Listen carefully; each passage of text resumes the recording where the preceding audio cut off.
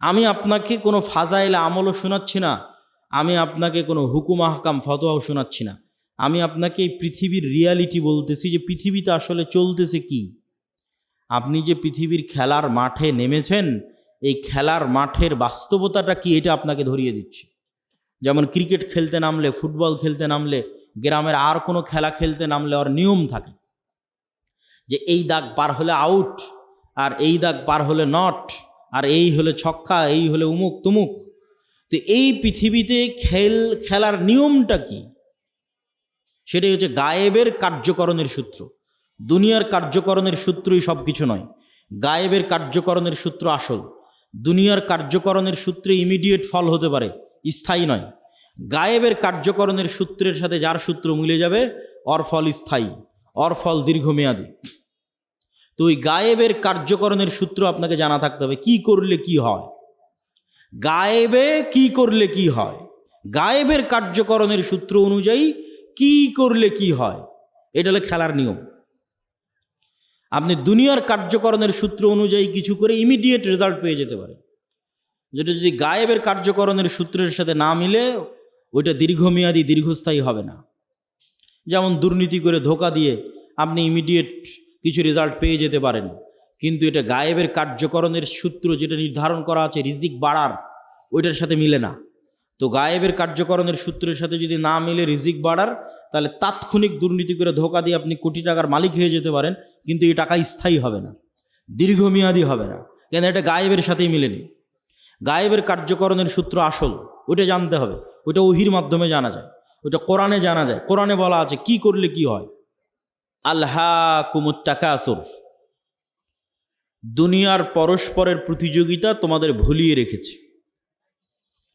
ছোট বাচ্চাকে যেমন মোবাইল দিয়ে ভুলিয়ে রেখেছেন তার কান্না, অথবা আর কোনো কিছু দিয়ে যখন আপনি মানুষকে কোনো কিছু ভুলিয়ে রাখেন, তো এই দুনিয়াতে মৃত্যুকে ভুলে রাখার এমন কোনো সরঞ্জাম নাই যা এই পৃথিবীতে নাই। আজকের মোবাইল, আজকের বিনোদন, টাকা পয়সা, কাজ কারবার, ধন দৌলত, প্রতি মুহূর্তে মৃত্যুকে ভুলে থাকার সরঞ্জাম পৃথিবীতে আছে। তো বলছে আলহাকুমুত তাকাসুর, তোমাদের ভুলিয়ে রেখেছে দুনিয়ার প্রতিযোগিতা মৃত্যুকে। হাত্তা জুরতুমুল মাকাবির, এইটা ততদিন চলবে যতদিন না তোমরা নিজেরা না মরে গেছো, নিজেরা না কবরে চলে গেছো। কাল্লা সাউফা তা'লামুন, কখনো নহে, তোমরা অবশ্যই জানতে পারবে। সুম্মা কাল্লা সাউফা তা'লামুন, আবারও বলছি তোমরা অবশ্যই জানতে পারবে। কাল্লা লাউ তা'লামুনা ইলমাল ইয়াকিন, শুধু কি জানতে পারবে, ইয়াকিনের লেভেলে জানতে পারবে, ইয়াকিনের লেভেলে জানতে পারবে। কিভাবে ইয়াকিনের লেভেলে জানতে পারবে? লা তারাউন্নাল জাহিম, অবশ্যই তোমরা নিজে চোখে জাহান্নামকে দেখবে, অবশ্যই তোমরা নিজে চোখে জাহান্নামকে দেখবে। সুম্মা লা তারাউন্নাহা আইনাল ইয়াকিন, আবারও বলছি অবশ্যই তোমরা তোমাদের চোখে ইয়াকিনের লেভেলে, তোমাদের চোখ দিয়ে তোমরা দেখবে জাহান্নামকে, ইয়াকিন অর্জিত হবে তোমাদের। ওয়াইজ ক্বালা রাব্বুকা লিল মালাইকাতি ইন্নী জাইলুন ফিল আরদি খলিফা ক্বালু আতাজআলু ফিহা মান ইউফসিদু ফিহা ওয়া ইয়াসফিকুদ দিমা, আল্লাহ নিজে পবিত্র কোরআনে ব্যাপকভাবে বর্ণনা করেছেন এই ঘটনা। আল্লাহ সুবহানাহু ওয়া তাআলা ডাক দিয়ে ফেরেশতাদের বলছেন যে আমি পৃথিবীতে মানুষ তৈরি করতে চাই। তখন ফেরেশতারা বলছে আপনি পৃথিবীতে এমন কাউকে তৈরি করবেন যারা ফিতনা ফাসাদ করবে। নাহনু নুসাব্বিহু বিহামদিক ওয়া নুকদ্দিসু লাক, আপনার কত তাসবিহ লাগবে, আমরা তো সারাদিন তাসবিহ পাঠ করছি, আপনার পবিত্রতা বর্ণনা তো আমরা করছি। তখন আল্লাহ বললেন ইন্নী আ'লামু মা লা তা'লামুন, ফেরেশতারা তোমরা অতটুকুই জানো যতটুকু আমি তোমাদের জানিয়েছি, পুরো গায়েব তোমরা তো জানো না, সম্পূর্ণ গায়েব তোমাদের জানা নাই, যতটুকু আমি জানিয়েছি ততটুকুই জানো। ওয়া আল্লামা আদামাল আসমাআ কুল্লাহা সুম্মা আরাদাহুম আলাল মালাইকা, আদমকে কিয়ামত পর্যন্ত যা সৃষ্টি হবে সব আল্লাহ শিখিয়ে দিয়েছেন। ওই ক্যামেরা, ওই কম্পিউটার, ওই মোবাইল, ওই বিমান, ওই পারমাণবিক বম সব আদম আলাইহিস সালাতু ওয়াস সালাম জানতেন। আদম আলাইহিসসালামের ব্রেনে ছিল বলেই সেটা ট্রান্সফার হতে হতে হতে হতে হতে হতে মানুষের ব্রেনে এখনও আছে। এই জন্য ওটা মানুষ বের করে নিয়ে আসতে পারতেছে। যদি বাপের ব্রেনে না থাকে জীবনে সম্ভব নয় ওটা নিয়ে আসা। বাপের ব্রেনে ছিল, ট্রান্সফার হতে হতে মানুষের ব্রেনেও আছে। সময় সাপেক্ষে যুগের প্রয়োজনে বের হতে থেকেছে। যুগের চাহিদায় ওই পর্দাটা উন্মুক্ত হয়ে গেছে, যুগের চাহিদায় ওই পর্দাটা উন্মুক্ত হয়ে গেছে, ওই জ্ঞানের দরজাটা খুলে গেছে। কিন্তু সবগুলো জ্ঞান আগেই বাপের ব্রেনে রাখা আছে। বাপের ব্রেন থেকে ট্রান্সফার হতে হতে সন্তানের ব্রেনেও আসতে থেকেছে। যুগের প্রয়োজনে যখন যে জ্ঞানের দরকার, যখন যে গায়েবের পর্দা উন্মোচন হওয়ার দরকার, সেটা উন্মোচন হতে থেকেছে। ও আল্লামা আদম আল আসমা কুল্লাহা, সব শিখিয়ে দিলেন আল্লাহ আদম আলাইহিস সালাম। তারপরে ফেরেশতাদের ডাক দিয়ে বললেন, ফেরেশতারা বলো, আম্বিউনি বি আসমাই হাউলাই, এগুলোর নাম বলো, এগুলো কি? তখন ফেরেশতারা আর বলতে পারে না। ক্বালু সুবহানাক লা ইলমা লানা ইল্লা মা আল্লামতানা, আল্লাহ আপনার পবিত্রতা, আপনি মহাপবিত্র, আমরা অতটুকুই জানি যতটুকু আপনি জানিয়েছেন, এর বাইরে আমাদের জানার কোনো ক্ষমতা নেই। ইন্নাকা আনতাল আলিমুল হাকিম, আপনি হলেন সর্বজ্ঞানী, আপনি হলেন সর্বজ্ঞানী এবং সর্বপ্রজ্ঞাময়। তখন আল্লাহ বললেন, ইয়া আদম আম্বিউহুম, এই যে আদম, এবার তুমি বলো তো এই জিনিসগুলোর নাম কি? ফালাম্মা আম্বাআহুম বিআসমাইহিম, তখন আদম আলাইহিস সালাতু ওয়াস সালাম সবগুলোর নাম বলে দিলেন। এবার আল্লাহ ফেরেশতাদের বলেন, ওয়াইজ কুলনা লিল মালাইকাতি ইসজুদু লি আদম, তখন আমি আল্লাহ ফেরেশতাদের বললাম, ফেরেশতারা তোমরা এবার আদমকে সিজদা করো। বিজ্ঞানীরা এখনও জানে না যে পৃথিবী যখন প্রথম সৃষ্টি হয়েছে তখন পৃথিবী থেকে যে আলো মহাবিশ্বের দিকে ছুটতে থেকেছে, ওইটা এখনও মহাবিশ্বের শেষ মাথায় পৌঁছতে পেরেছে কিনা। তাহলে এভাবে যদি 1400 বছর আগে চলে যান, তাহলে মুহাম্মদ সাল্লাল্লাহু আলাইহি ওয়াসাল্লামের হাদিস বুখারীতে পড়া লাগবে না, আপনি কানে শুনতে পাবেন, নিজে কানে শুনতে পাবেন, যেমন এখন লাইভ বাজতেছে। তো 1500 বছর অতীতে চলে গেলে আলোর গতির চেয়ে বেশি গতি নিয়ে মুহাম্মদ সাল্লাল্লাহু আলাইহি ওয়াসাল্লামের হাদিস নিজে কানে শোনা যাবে। বদরের যুদ্ধ লাইভ দেখা যাবে, বাস্তবে হচ্ছে এটা দেখা যাবে। এটা মানুষের দ্বারা সম্ভব নয়। এটা দিয়ে আল্লাহ মানুষের গুনাহকে গোপন রেখেছে, নাহলে একজন মানুষের গুনাহ গোপন থাকত না। এই আলোর গতির চেয়ে মানুষের গতি কম থাকার কারণে মানুষের গুনাহ আজ গোপন আছে। সম্মানিত উপস্থিতি, তাহলে আমরা যা বলছি তার 1 সেকেন্ডও হারায় না, 1 সেকেন্ডও নয়, চাহে মোবাইলে রেকর্ড হোক আর না হোক, ওই তরঙ্গের মধ্যে থেকে যায়। যে কেউ চাইলে ধরে বের করে নিয়ে আসতে পারবে। আল্লাহ সুবহানাহু ওয়া তাআলা এটা দিয়েই ধরে বের করবেন এটা আমি বলিনি, কিন্তু এত সহজ মানুষের হিসাব নেওয়া, এত সহজ মানুষকে পাকড়াও করা, এইভাবেই পৃথিবী সেট আপ করা আছে। এখানে মানুষের 1টা সেকেন্ড গোপন নয়, 1টা সেকেন্ডও নয়। কেন? আলো এই ডাটাগুলো ধারণ করে নিচ্ছে, যা করতেছে তাও সেভ আছে, যা বলতেছে তাও সেভ আছে। মানুষ চাইলে নিজেই দেখতে পারবে। মানুষকে আলোর চেয়ে দ্রুতগতির যন্ত্র আবিষ্কার করে অত বছর আগে চলে যেতে হবে, চলে গিয়ে নিজের আমলগুলো দেখতে হবে। তো আমি এগুলো করেছি, তো আমি এগুলো বলেছি, আমি নিজে শুনতে পাচ্ছি আমি কি বলেছি, আমি নিজে দেখতে পাচ্ছি আমি কি করেছি। কাফা বিনাফসিকাল ইয়াউমা আলাইকা হাসিবা, মানুষ আজকে তোমার বিচারের জন্য তুমি একাই যথেষ্ট। আলাদা কোনো বিচার বিভাগ কায়েম করে বিচার করতে হবে এইটা নয়, তুমি নিজেই যথেষ্ট। জাবের রাদিয়াল্লাহু তাআলা আনহু বলছেন, সাদ বিন মুআজ আনসারী সাহাবী, আওস খাজরাজ গোত্রের প্রধান, খন্দকের যুদ্ধে আহত অবস্থায় শহীদ হয়েছে। ইয়াং বয়সে, 35, 38, 40 বছর বয়সে। রাসূল সাল্লাল্লাহু আলাইহি ওয়াসাল্লামের আশেপাশে যেগুলো ছিল সব ইয়াং। রাসূলুল্লাহ সাল্লাল্লাহু আলাইহি ওয়াসাল্লাম বললেন, ইহতাজ্জালাহু আরশুর রহমান, আল্লাহর আরশ কেঁপে উঠেছে সাদ বিন মুআজের মৃত্যুতে। ওয়া ফুতিহাত লাহু আবওয়াবুস সামা, আসমানের সব দরজা আজকে সাদ বিন মুআজের মৃত্যুতে খুলে দেওয়া হয়েছে। ওয়া শাহিদাহু সাবউনা আলফাম মিনাল মালাইকা, 70,000 ফেরেশতা আমাদের সাথে আজকের জানাজায় অংশগ্রহণ করেছে সাদ বিন মুআজের জানাজায়। বলেন আল্লাহু আকবার। তো আসমানের দরজা থাকতে পারে, এটা কঠিন তো কিছু নয়। আমরা তো আসমান থেকেই পৃথিবীতে এসেছি, জান্নাত থেকেই পৃথিবীতে এসেছি। আদি পিতা আদম আলাইহিস সালাতু ওয়াস সালাম তো আসমানেই ছিলেন, জান্নাতেই ছিলেন, এটা অস্বাভাবিক কিছু নয়। তো জান্নাত থেকে নামতে হলে তো কোনো না কোনো দরজা দিয়েই নেমেছে। সেই দরজা দিয়ে ঈসা আলাইহিস সালাতু ওয়াস সালাম উপরে উঠে গেছে, সেই দরজা দিয়ে মুহাম্মদ সাল্লাল্লাহু আলাইহি ওয়াসাল্লাম উপরে উঠে গেছে। ছিলামই তো আমরা জান্নাতে, আসমানে। সুতরাং এই যোগাযোগ কঠিন, অস্বাভাবিক কিছু নয়। আর ফেরেশতা নেমে 70,000 ফেরেশতা নেমে অংশগ্রহণ করলে ওটা অস্বাভাবিক? আল্লাহ কোরআনে আয়াতই শুরু করেছে সূরা বাকারাতে যে মানুষ সৃষ্টি শুরুই হচ্ছে ফেরেশতাদের সাথে কথোপকথন দিয়ে। আদম আলাইহিস সালাতু ওয়াস সালাম চোখ খুলেই দেখতেছে ফেরেশতাদের, তাহলে এটা অস্বাভাবিক নয়। মনে করেন আটমূলের একটা বাড়ি, যে বাড়িতে ঢুকতে সালাম দেওয়া হয়, খাওয়ার শুরুতে বিসমিল্লাহ বলা হয়, টয়লেট বাথরুমে গেলে সেই টয়লেট বাথরুমের দোয়া পড়া হয়, 5 ওয়াক্ত সালাতে উজু করা হয়, সালাত আদায় করা হয়, বাড়িতে কোরআন তেলাওয়াত করা হয়, তাহলে ওই বাড়িতে কারা আছে? ফেরেশতারা আছে। নূরে পরিপূর্ণ বাড়ি। ঠিক যেমন আজ থেকে 100 বছর আগের মানুষ জানতো না যে আমার কথা এইভাবে আমেরিকায় গিয়ে বাজতে পারে, ওই রকম নূর আপনি জানেন না, কিন্তু আপনার বাড়ি নূরে পরিপূর্ণ। ঠিক এই আলো যেমন দেখা যাচ্ছে, এরকম অদৃশ্য একটা আলো, যে আলোতে ওই বাড়ি পরিপূর্ণ হয়ে আছে, সেটা হচ্ছে নূর। আর একটা বাড়ি যেখানে কেউ সালাম দিয়ে ঢোকে না, যেখানে কেউ আল্লাহর নাম নিয়ে খায় না, যেখানে কেউ পেশাব থেকে সচেতন সতর্ক থাকে না, পবিত্র হয় না, ফেরেশতারা প্রচণ্ড পবিত্র, মুতাহহারুন, এদের অপবিত্র হওয়ার কোনো সুযোগ নাই। এই জন্য এরা পবিত্র মানুষকে ভালোবাসে, আর শয়তান নিকৃষ্ট, এই জন্য অপবিত্র মানুষকে ভালোবাসে। তো পেশাব থেকে যত্ন নেয় না, ফরজ গোসল করে না, নামাজ পড়ে না, বাড়িতে মাসকে মাস বছরকে বছর কোনোদিন কোরআন তেলাওয়াত হয়নি, ওই বাড়িতে নূর আছে? ওই বাড়িতে নূর নাই, ওই বাড়িতে ফেরেশতা নাই। বাড়িতে ছবি টাঙ্গানো আছে, বাড়িতে কুকুর থাকে, লা তাদখুলুল মালায়েকাতু ফি বাইতিন ফিহি সূরুন আও কালবুন, ওই বাড়িতে রহমতের ফেরেশতা প্রবেশ করে না যে বাড়িতে ছবি আছে, যেই বাড়িতে মূর্তি আছে। তাহলে একটা বাড়ি যে বাড়িতে লাইট জ্বলছে না, কারেন্ট জ্বলতেছে না, অন্ধকার, ওই বাড়িটা কবরের মতো অন্ধকার। কেন? ওই বাড়িতে নূর নাই।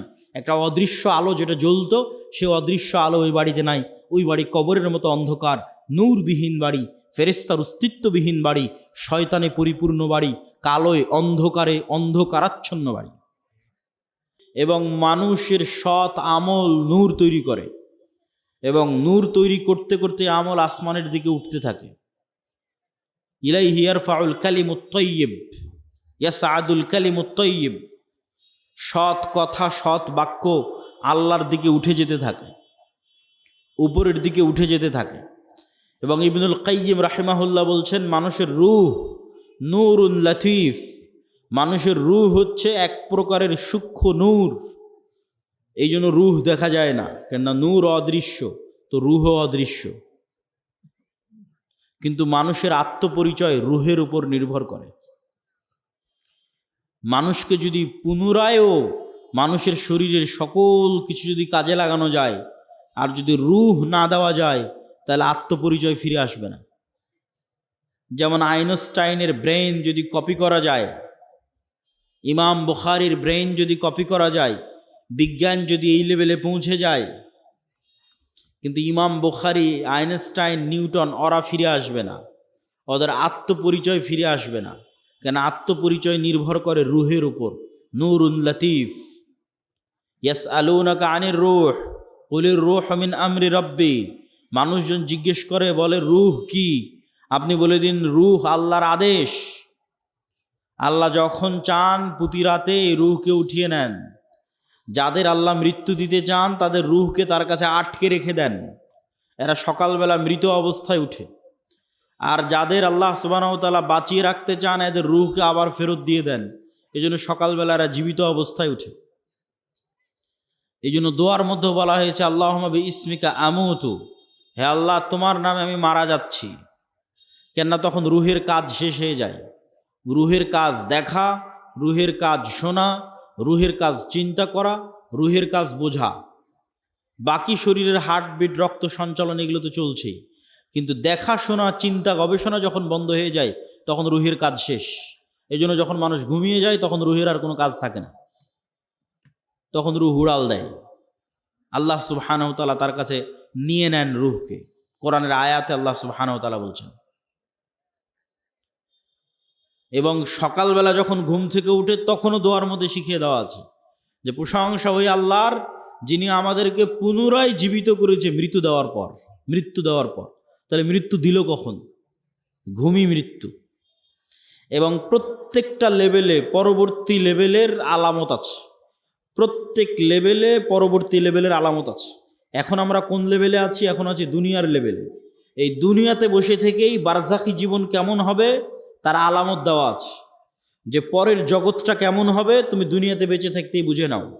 এবার যখন বারজাখি জগতে চলে যাবেন তখন ওখানে আলামত দেওয়া হবে যে কিয়ামতের পরের জগৎ কেমন হবে, তুমি এখান থেকে বুঝে নাও। বারজাখি জগৎ থেকে হালকা হালকা বুঝতে পারবে, কেননা জান্নাতের সাথে দরজা খুলে দেওয়া হবে, কারো দরজা জাহান্নামের সাথে খুলে দেওয়া হবে, সরাসরি জান্নাতে দেওয়া হবে না, সরাসরি জাহান্নামে দেওয়া হবে না, কিন্তু ওখানে বসে থেকে বুঝতে পারবে হালকা হালকা যে জান্নাত কেমন হতে পারে, ওখান থেকে বসে থেকে বুঝতে পারবে হালকা হালকা যে জাহান্নাম কেমন হতে পারে। ঠিক এই দুনিয়াতে বসে থেকে এই পরের জগতের একটু আলামত, সেটাই হচ্ছে ঘুম। যে মৃত্যুর জগৎ কেমন হতে পারে সেটার আলামতই হচ্ছে ঘুম। প্রতিদিন মানুষ মৃত্যুবরণ করে। বারজাখি জগৎ কেমন হতে পারে সেটার আলামতই হচ্ছে ঘুম। এবং মানুষের যে এই ট্রান্সফার, এইটা অবাস্তব নয়, এটার অসংখ্য চিহ্ন আল্লাহর সৃষ্টিজীবের মধ্যে আছে। গায়েবের অসংখ্য আলামত আল্লাহ হয়তো মানুষের মধ্যে দিয়ে রাখেনি, কিন্তু আল্লাহর অন্য সৃষ্টিজীবের মধ্যে দিয়ে রেখেছে। যেমন আল্লাহর একটা সৃষ্টিজীব প্রজাপতি। প্রজাপতি কিভাবে তৈরি হয়? প্রজাপতি প্রথমে শুঁয়ো পোকা থাকে, পোকা হিসেবে সে বিভিন্ন গাছের পাতা খেয়ে বেড়ায়। ঠিক যেভাবে আচা পোকা থাকে ওইরকম পোকার মতো সে জীবনযাপন করে, উঠতে পারে না। তাহলে পোকা হিসেবে জীবনযাপন করে গাছের পাতা খেয়ে 1.5-2 মাস পার করে। 1.5-2 মাস পার করার পর এই পোকা তার নিজের চারিপাশে একটা আবরণ তৈরি করে ওর মধ্যে মারা যায়। ওর মধ্যে মারা যাওয়ার আবার 15-20 দিন, 1 মাস 1.5 মাস পর ওই বাইরে ওই আবরণটা খুলে যখন বের হয় তখন প্রজাপতি হয়ে আকাশে উড়াল দেয়। তাহলে একটাই প্রাণী কয় ধরনের জীবনযাপন করতেছে এক পৃথিবীতে? একবার পোকা হিসেবে জীবনযাপন করতেছে, তখন গাছের পাতা খাচ্ছে, আকাশে উঠতে পারে না, তারপরে মারা যাচ্ছে, মৃত অবস্থায় থাকতেছে, থাকার পর আবার জীবিত হচ্ছে, তখন প্রজাপতি হয়ে আকাশে উড়াল দিচ্ছে। তাহলে মানুষ পৃথিবীতে এখন বেঁচে আছে, এটা এক ধরনের জীবনযাপন। মারা যাবে, বারজাখি জগতে চলে যাবে, ওইটা আর এক ধরনের জীবনযাপন। ওই জগতে এক এক রুহের জীবন ধারণ হবে এক এক রকম। শহীদদের রূহ পাখি হিসেবে খাবার পর্যন্ত খাবে জান্নাতে। আরো উঁচু লেভেলের রূহ আল্লাহ সুবহানাহু ওয়া তাআলার আরশের সাথে ঝুলন্ত থাকবে। সম্মানিত উপস্থিতি, তাহলে পরবর্তী জীবন যে সম্ভব, এটার নিদর্শন আল্লাহর সৃষ্টিজীবের মধ্যেই পৃথিবীতে আছে। একই সময়ে বিভিন্ন ধরনের জীবনযাপন করা যেতে পারে, তার প্রমাণ আল্লাহর অন্য সৃষ্টিজীবের মধ্যে আছে। তা আমরা আলোচনা করছিলাম নূর, গায়েব, ফেরেশতা। ফেরেশতারা নূরের তৈরি, আর নূর পৃথিবীতে বিরাজমান। নূর পৃথিবীতে অস্তিত্বশীল। এবার চলেন আমরা দেখব সাহাবীদের বিশ্বাস কেমন ছিল ফেরেশতাদের উপরে। রাসূল সাল্লাল্লাহু আলাইহি ওয়াসাল্লামের জীবদ্দশায় সাহাবীদের বিশ্বাস কেমন ছিল ফেরেশতাদের উপরে, তার দু একটা হাদিস দেখে নেই। ফেরেশতাদেরকে দেখা সম্ভব, ফেরেশতাদের আওয়াজ শোনা সম্ভব, ফেরেশতাদের অস্তিত্বের অনুভূতি সম্ভব। নবী ছাড়া সাধারণ মানুষও ফেরেশতা দেখেছে, নবী ছাড়া সাধারণ মানুষও ফেরেশতার আওয়াজ শুনেছে। আবু হুরায়রা রাদিয়াল্লাহু তাআলা আনহু থেকে বর্ণিত, তিনি বলেন, একদিন এক ব্যক্তি রাস্তা দিয়ে চলতেছে, তো আকাশ থেকে একটা আওয়াজ পেল, ইসকি হাদিকাতা ফুলান, উমুকের বাগানে পানি বর্ষণ করো। তো সেই ব্যক্তি দেখলো মেঘমালা ওই নির্দিষ্ট একটা বাগানে গিয়ে সেখানে বৃষ্টি বর্ষণ করলো। সেই বৃষ্টি বর্ষণের পানি নালা বেয়ে পড়ে যাচ্ছে। তো এই পানির আলামত ধরে ধরে যারা পিছনে দাঁড়িয়ে আছেন তারা এই পাশে, আমার হাতের বাম পাশে জায়গা খালি আছে, যারা ডান দিকে অথবা পিছনে দাঁড়িয়ে আছেন তারা হাতের বাম পাশে চলে এসে বসতে পারে। তো অদৃশ্য গায়েব থেকে আওয়াজ শুনে ওই ব্যক্তি ওই পানির লাইন ধরে ধরে জমিতে গেল। তো গিয়ে দেখে সেখানে একটা ব্যক্তি কাজ করতেছে, জমি চাষ করতেছে। বলে, ভাই তোমার নাম কি? তো বলে, আমার নাম এই। তো এই ব্যক্তি বলছে, বারে, যেই নাম আকাশে শুনলাম এ তো দেখি সেই নাম বলে। তখন এই ব্যক্তি বলছে, আমি আকাশে তোমার নাম শুনলাম যে অমুকের বাগানে পানি বর্ষণ করো। তো তুমি বলো তো তুমি এমন কি করো যে আকাশে তোমার নামে আদেশ হয় যেন তোমার বাগানে পানি বর্ষিত হয়। তো এই ব্যক্তি বলল যে আমার জমিন থেকে যা ফসল উঠে সেই ফসলের 3 ভাগ করি আমি, 3 ভাগের 1 ভাগ আল্লাহর রাস্তায় দান করে দিই, 3 ভাগের 1 ভাগ এই জমিতে আবার ব্যয় করি, আবার আবাদ করতে খরচ করি, আর 3 ভাগের 1 ভাগ দিয়ে আমার দৈনন্দিন জীবন সংসার সারা বছর পরিচালনা করি। তো এই ব্যক্তি কোনো নবী নয়, সে ফেরেশতার আওয়াজ শুনেছে যে ফেরেশতা বলতেছে, ইসকি হাদিকাতা ফুলান, উমুকের বাগানে বৃষ্টি বর্ষণ করো। দেখেন, ফেরেশতার অস্তিত্ব পৃথিবীতে অতি বাস্তব। কত বাস্তব? আমার আত্মীয় স্বজন, ভাই বোন, সন্তান সন্ততির চেয়ে বেশি বাস্তব। কেন আমার আত্মীয় স্বজন, ভাই বোন, বাপ মা, সন্তান সন্ততির চেয়ে বেশি বাস্তব? এই জন্য যে আল্লাহ যখন প্রথম আমাদের সৃষ্টি করেছে, প্রথম যখন জান্নাতে আল্লাহ আমাদের সৃষ্টি করেছে আমাদের আদি পিতা আদম আলাইহিসসালামকে, তখন আদম আলাইহিসসালাম চোখ খুলে দেখেনি যে এটা আমার বাপ, এটা আমার মা, আর চোখ খুলে দেখেনি যে এটা আমার বউ, চোখ খুলে দেখেনি যে এটা আমার ছেলে। চোখ খুলে প্রথম পরিচিত হয়েছে বারে ফেরেশতা। ওয়াইজ ক্বালা রাব্বুকা লিল মালাইকাতি ইন্নী জাইলুন ফিল আরদি খলিফা ক্বালু আতাজআলু ফিহা মান ইউফসিদু ফিহা ওয়া ইয়াসফিকুদ দিমা। আল্লাহ নিজে পবিত্র কোরআনে ব্যাপকভাবে বর্ণনা করেছেন এই ঘটনা। আল্লাহ সুবহানাহু ওয়া তাআলা ডাক দিয়ে ফেরেশতাদের বলছেন যে আমি পৃথিবীতে মানুষ তৈরি করতে চাই। তখন ফেরেশতারা বলছে, আপনি পৃথিবীতে এমন কাউকে তৈরি করবেন যারা ফিতনা ফাসাদ করবে? নাহনু নুসাব্বিহু বিহামদিক ওয়া নুকাদ্দিসু লাক। আপনার কত তাসবিহ লাগবে? আমরা তো সারাদিন তাসবিহ পাঠ করছি, আপনার পবিত্রতা বর্ণনা তো আমরা করছি। তখন আল্লাহ বললেন, ইন্নী আ'লামু মা লা তা'লামুন। ফেরেশতারা, তোমরা অতটুকুই জানো যতটুকু আমি তোমাদের জানিয়েছি। পুরো গায়েব তোমরা তো জানো না, সম্পূর্ণ গায়েব তোমাদের জানা নাই, যতটুকু আমি জানিয়েছি ততটুকুই জানো। ওয়া আল্লামা আদামাল আসমাআ কুল্লাহা সুম্মা আরাদাহুম আলাল মালাইকা। আদমকে কিয়ামত পর্যন্ত যা সৃষ্টি হবে সব আল্লাহ শিখিয়ে দিয়েছেন। ওই ক্যামেরা, ওই কম্পিউটার, ওই মোবাইল, ওই বিমান, ওই পারমাণবিক বম সব আদম আলাইহিসসালাম জানতেন। আদম আলাইহিসসালামের ব্রেনে ছিল বলেই সেটা ট্রান্সফার হতে হতে হতে হতে হতে হতে মানুষের ব্রেনে এখনও আছে। এই জন্য ওটা মানুষ বের করে নিয়ে আসতে পারতেছে। যদি বাপের ব্রেনে না থাকে জীবনে সম্ভব নয় ওটা নিয়ে আসা।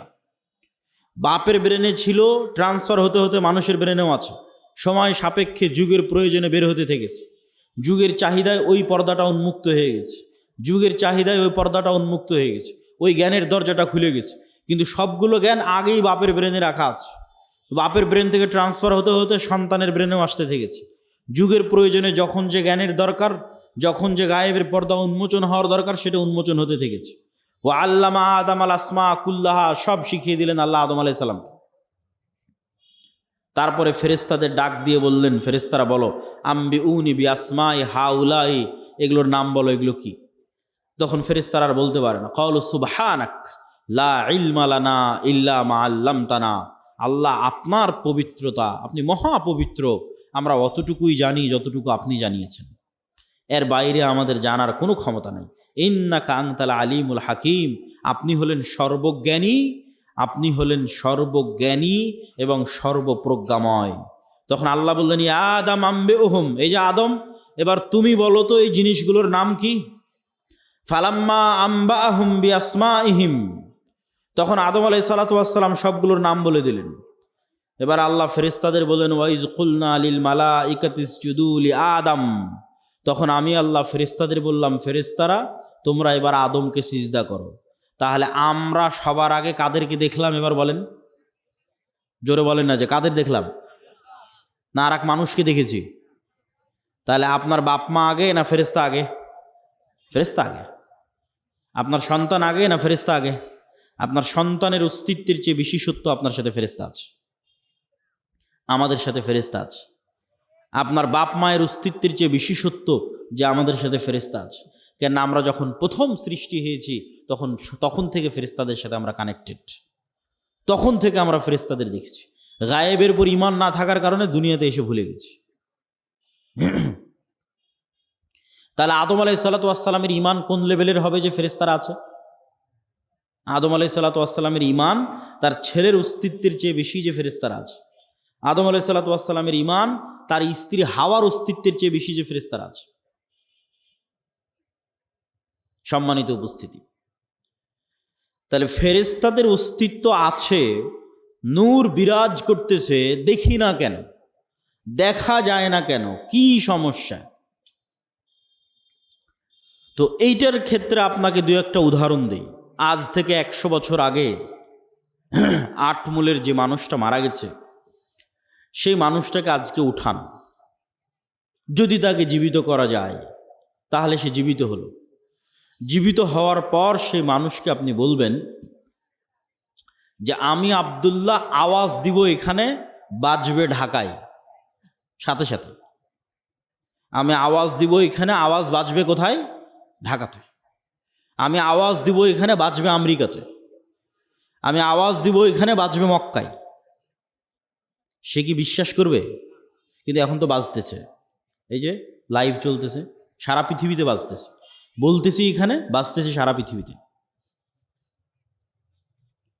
তাহলে এই যে ইলেকট্রোম্যাগনেটিক ওয়েভ, তরঙ্গ, আলোর তরঙ্গ ওয়েভ, এইটার মধ্যে ডাটা ধারণ করার ক্ষমতা, তথ্য, মানুষের কথা এটার মধ্যে থাকতে পারে, মানুষের দৃশ্য এটার মধ্যে থাকতে পারে।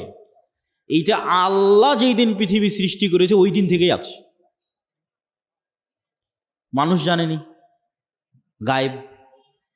তাহলে 100 বছর আগে আটমূল থেকে যে মানুষ চলে গেছে, এটার কাছে গায়েব। যে তার আওয়াজ এই ওয়েভের মধ্যে থেকে যেতে পারে, তার দৃশ্য এই ওয়েভের মধ্যে দিয়ে প্রবাহিত হতে পারে।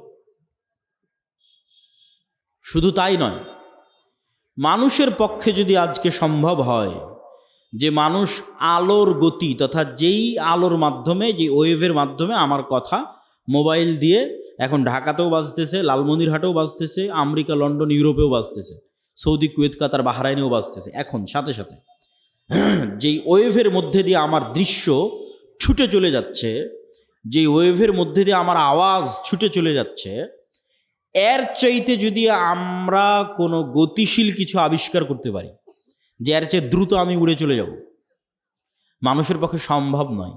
কিন্তু কল্পনা করেন যে আমরা করে ফেলেছি এরকম একটা আবিষ্কার, যে আমার আওয়াজ যত দ্রুত ঢাকায় যাচ্ছে আমি এর চেয়ে আগে ঢাকায় পৌঁছে যাব। এবং আবিষ্কার করার পর এখান থেকে বিমানে যদি ঢাকায় আমার যেতে আধা ঘন্টা লাগে, তো রাস্তার গাড়িতে 4 ঘন্টা লাগবে। তো আমি আধা ঘন্টা আগে ঢাকায় পৌঁছে গেছি, রাস্তার গাড়ি পৌঁছার আগে আমি ঢাকা পৌঁছে গেছি বিমানে। তো আমার এই আওয়াজ আমেরিকা পৌঁছার আগে আমি পৌঁছে গেছি। এত দ্রুত গতির আমরা কিছু আবিষ্কার করতে পেরেছি।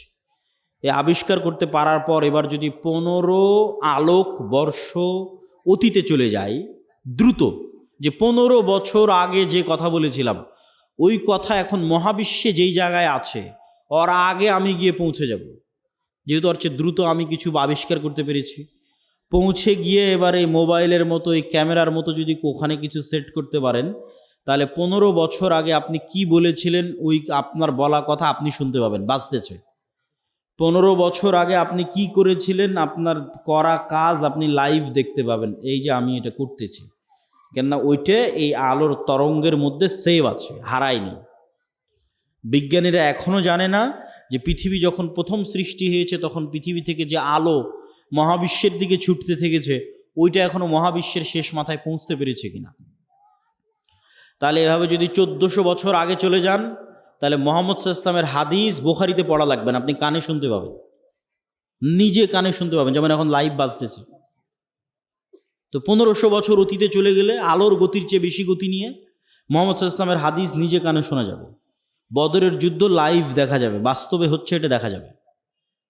এটা মানুষের দ্বারা সম্ভব নয়, এটা দিয়ে আল্লাহ মানুষের গুনাহকে গোপন রেখেছে, নাহলে একজন মানুষের গুনাহ গোপন থাকতো না। এই আলোর গতির চেয়ে মানুষের গতি কম থাকার কারণে মানুষের গুনাহ আজ গোপন আছে। সম্মানিত উপস্থিতি, তাহলে আমরা যা বলছি তার 1 সেকেন্ডও হারায় না, 1 সেকেন্ডও নয়, চাহে মোবাইলে রেকর্ড হোক আর না হোক, ওই তরঙ্গের মধ্যে থেকে যায়। যে কেউ চাইলে ধরে বের করে নিয়ে আসতে পারবে। আল্লাহ সুবহানাহু ওয়া তাআলা এটা দিয়েই ধরে বের করবেন এটা আমি বলিনি, কিন্তু এত সহজ মানুষের হিসাব নেওয়া, এত সহজ মানুষকে পাকড়াও করা, এইভাবেই পৃথিবী সেট আপ করা আছে। এখানে মানুষের একটা সেকেন্ড গোপন নয়, একটা সেকেন্ডও নয়। কেন? আলো এই ডাটাগুলো ধারণ করে নিচ্ছে, যা করতেছে তাও সেভ আছে, যা বলতেছে তাও সেভ আছে। মানুষ চাইলে নিজেই দেখতে পারবে। মানুষকে আলোর চেয়ে দ্রুতগতির যন্ত্র আবিষ্কার করে অত বছর আগে চলে যেতে হবে, চলে গিয়ে নিজের আমলগুলো দেখতে হবে। তো আমি এগুলো করেছি, তো আমি এগুলো বলেছি, আমি নিজে শুনতে পাচ্ছি আমি কি বলেছি, আমি নিজে দেখতে পাচ্ছি আমি কি করেছি। কাফা বিনাফসিকাল ইয়াউমা আলাইকা হাসিবা, মানুষ আজকে তোমার বিচারের জন্য তুমি একাই যথেষ্ট। আলাদা কোনো বিচার বিভাগ কায়েম করে বিচার করতে হবে এইটা নয়, তুমি নিজেই যথেষ্ট। সম্মানিত উপস্থিতি, তাহলে কি বলছিলাম? গায়েব, নূর। তাহলে এই আলো আমার ডাটা ধারণ করতে পারে, এটা একসময় গায়েব ছিল, চোখে দেখা যায় না, তো এখনো দেখা যায় না, এখনো দেখা যাচ্ছে না, যন্ত্র ধরতে পেরেছে কিন্তু আমরা তো দেখতে পাচ্ছি না। তাহলে ওইটা যেমন সত্য যে আল্লাহ যেদিন পৃথিবী সৃষ্টি করেছেন ওই দিন থেকে মানুষের বলা কথায় আলোর মধ্যে থেকে গেছে, মানুষের বলা কাজ করা কাজ এই আলোর মধ্যে থেকে গেছে, এর চেয়ে বেশি সত্য যে এখানে নূর আছে, ফেরেশতা আছে, এটা এখন গায়েব। এবার বাস্তব জগতের আরও কিছু উদাহরণ দেই যেগুলো এখন যন্ত্রও ধরতে পারেনি।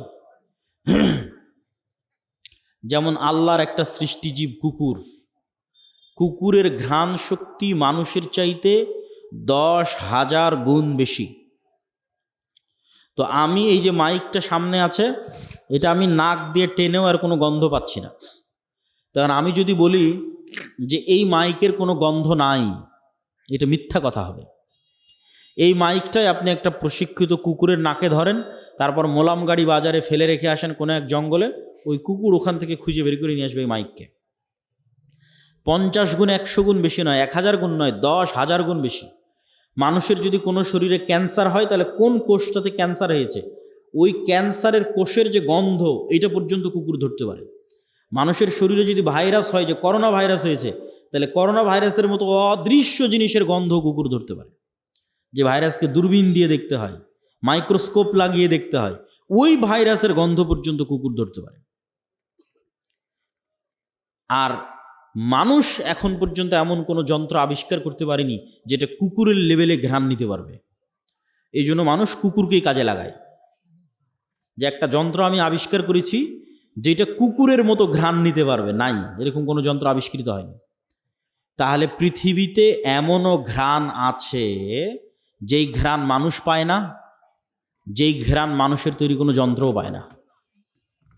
এখন এখানে যদি মিসকে আম্বরের মতো সুগন্ধি থাকে, ধরেন কথার কথা ফেরেশতারা এসেছে, ফেরেশতাদের গায়ে মিসকে আম্বরের মতো সুগন্ধি আছে, ওই সুগন্ধি আমি পাচ্ছি না, কথা কি আমার বুঝতে পারছেন? তো আমি যে ওই সুগন্ধি পাচ্ছি না, তার মানে সুগন্ধি নাই, এটা কি ঠিক? এটা ঠিক নয়। ঠিক তেমনি এমনও আওয়াজ আছে, কবরের আযাব কই, শুনতে তো পাই না। পাশ দিয়ে পিঁপড়া যাচ্ছে, শুনতে পান? শুনতে পাই না। এই রেকর্ডারও যদি ওই পিঁপড়ার কাছে লাগান তবুও ধরা যাবে না পিঁপড়ার আওয়াজ। তাহলে পিঁপড়ার হাঁটার আওয়াজ হয় না? মিথ্যা কথা। সাপের যাওয়ার আওয়াজ হয় না? মিথ্যা কথা। ওইটা যেই লেভেলের সূক্ষ্ম আওয়াজ, ওইটা আবার আল্লাহর আর এক সৃষ্টিজীব ধরতে পারে। যেমন হাতির মতো অন্য আরও কিছু প্রাণী আছে, আর আওয়াজ ধারণে খুবই সূক্ষ্ম, কয়েক লক্ষ কোটি কিলোমিটার দূরের আওয়াজ, সূক্ষ্ম থেকে সূক্ষ্ম আওয়াজ ধারণ করতে পারে। তাহলে কবরের আযাব হচ্ছে, কে শুনতে পায়? আল্লাহর সৃষ্টিজীব শুনতে পায়, মানুষ শুনতে পায় না। তাহলে এটা এখনো পৃথিবীতে এরকম অসংখ্য সৃষ্টিজীব আছে যাদের একজনের কাজ আর একজনের সাথে মিলবে না। আপনি একটা ঘরের মধ্যে একটা বাবুই পাখিকে ছেড়ে দেন, ও জানালাই খুঁজে পাবে না কোথায় জানালা, একবার দেওয়ালের সাথে বাড়ি খাবে, একবার ছাদের সাথে বাড়ি খাবে, অথচ আপনি দেখতে পাচ্ছেন এটা জানালা, ও জানালা খুঁজে পায় না। ওর দৃষ্টিশক্তি ওইভাবেই আল্লাহ সীমাবদ্ধ করে রেখেছে। তো ও যেমন জানালা খুঁজে পাচ্ছে না, ঠিক তেমন আপনি ফেরেশতা খুঁজে পাচ্ছেন না। ওই পর্যন্তই আপনার জ্ঞানের সীমা, দেখার সীমা, অনুভূতির সীমা। সাপ মানুষকে দেখতে পাই যে আমি আব্দুল্লাহ 5 ফিট 5 ইঞ্চি, 5 ফিট 6 ইঞ্চি মোটা, এরকম দাড়ি, সাদা কালো, যেভাবে আপনি আমাকে দেখছেন এভাবে সাপ দেখে না। এভাবে দেখার ক্ষমতা আল্লাহ সাপকে দেয়নি। সাপ বুঝতে পারে তাপ, তাপ দিয়ে বুঝতে পারে যে মানুষ। কুকুরও ওইভাবে দেখতে পারে না। কুকুর মাত্র দুইটা রং দেখতে পায়। তাহলে কুকুর কেমনে দেখবে যে আমি সাদা কালো, উঁচু লম্বা মোটা? দেখতে পায় না। কুকুর গন্ধ দিয়ে চিনে যে এটা আমার মনিব, গন্ধ দিয়ে চিনে যে মানুষ এটা গেল। তাহলে এক একজনের দৃষ্টি সীমা, চিন্তা সীমা, দেখার সীমা আল্লাহ এক একভাবে ভাগ এবং বন্টন করে রেখেছে। এক একজনকে এক এক জগতে সীমাবদ্ধ করে রেখে দিয়েছে। মাছকে পানির জগতে সীমাবদ্ধ করে রেখে দিয়েছে। ঠিক সেরকম ফেরেশতার জগৎ এই পৃথিবীতেই আছে, ফেরেশতারাই আছে পৃথিবীতে। কিন্তু আপনি দেখতে পাচ্ছেন না কেন? আপনার ওই দেখা এবং শোনার সীমাবদ্ধতা আল্লাহ তৈরি করে রেখেছে। সম্মানিত উপস্থিতি, তাহলে পৃথিবীতে এমনও আওয়াজ আছে যা মানুষ শুনে না, মানুষের যন্ত্র শুনে না। এমনও গন্ধ আছে যা মানুষ নিতে পারে না, মানুষের যন্ত্র নিতে পারে না। ঠিক এমনও আলো আছে মানুষ দেখে না, মানুষের যন্ত্র দেখে না, আল্লাহর সৃষ্টি দেখে। রাসূলুল্লাহ সাল্লাল্লাহু আলাইহি ওয়াসাল্লাম বলেন, ইজা সামি'তুম সাইহাতাদ দিকাহ, যখন তোমরা মোরগের আওয়াজ শুনতে পাও তখন আল্লাহর কাছে কল্যাণ কামনা করো। ফা ইন্নাহা রাআতিল মালাইকা, ফেরেশতাদের যেই নূর, এই নূরের যে আলো, এই আলো মোরগ দেখতে পায়। বলেন আল্লাহু আকবার। তাহলে ফেরেশতা বিরাজমান, নূর বিরাজমান। মানুষের যন্ত্র দেখতে পায় না, মানুষ দেখতে পায় না, কিন্তু আল্লাহর এক সৃষ্টিজীব দেখতে পায়। রাসূল সাল্লাল্লাহু আলাইহি ওয়াসাল্লাম বলছেন, যখন তোমরা গাধার আওয়াজ শুনো, নুহাকাল হিমার, তখন ফাতাআউযু মিনাশ শাইতান, তখন তোমরা শয়তান থেকে পরিত্রাণ চাও। শয়তানের আলো আর এক ভিন্ন লেভেলের আলো, এটা আগুনের আলো, এটাও অদৃশ্য। মাইক্রোওয়েভ ওভেনের যে হিটিং, এইটা যেমন অদৃশ্য, ঠিক তেমন জিনের আলো, শয়তানের আলো অদৃশ্য। কিন্তু ওই আলো কুকুর দেখতে পায়, গাধা দেখতে পায়, মানুষ দেখতে পায় না। সম্মানিত উপস্থিতি, তাহলে আমি আপনি দেখতে পাই না মানে অস্তিত্ব নাই, এটা সম্পূর্ণ মিথ্যা কথা, সম্পূর্ণ ডাহা মিথ্যা কথা। যেগুলোর নিদর্শন, যেগুলোর আলামত আল্লাহ নিজে পৃথিবীতে দিয়ে রেখেছে। তাহলে আমরা কি বলছিলাম? ফেরেশতা আছে, ফেরেশতার আওয়াজ মানুষ শুনতে পারে, ফেরেশতাকে দেখতেও পারে। বনু ইসরাইলের 3 জন ব্যক্তি অন্ধ, কুষ্ঠ, টাক, আল্লাহ ফেরেশতা পাঠিয়েছে তাদের কাছে মানুষ হিসেবে পরীক্ষা নেওয়ার জন্য। রাসূল সাল্লাল্লাহু আলাইহি ওয়াসাল্লাম একদিন মসজিদে নববীতে বসে আছে, একজন অপরিচিত মানুষ আসলো।